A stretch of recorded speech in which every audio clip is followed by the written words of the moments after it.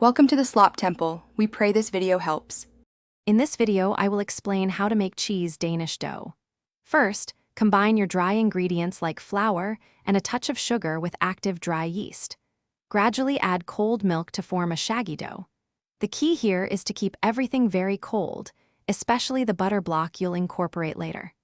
This initial step sets the foundation for those beautiful, flaky layers we all love in a perfect Danish.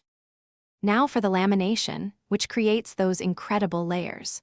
Roll your dough into a rectangle, then place your cold butter block in the center and fold the dough over it like an envelope. This is your first turn. After each turn, wrap the dough tightly and chill it in the refrigerator for at least 30 minutes. You'll repeat this folding and chilling process 2 more times for a total of 3 turns.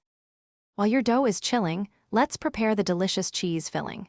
In a bowl, combine softened cream cheese with granulated sugar and a dash of vanilla extract. For extra richness and to help the filling set beautifully, stir in 1 egg yolk. Mix everything until it's perfectly smooth and creamy, with no lumps. This sweet and tangy filling will be the heart of your cheese Danish.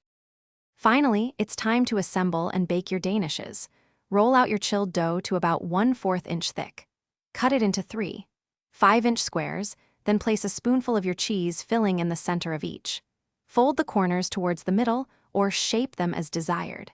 Bake your Danishes in a preheated oven at 375 degrees Fahrenheit for 15 to 20 minutes until golden brown and puffed. Thanks for watching. Consider subscribing if we helped you.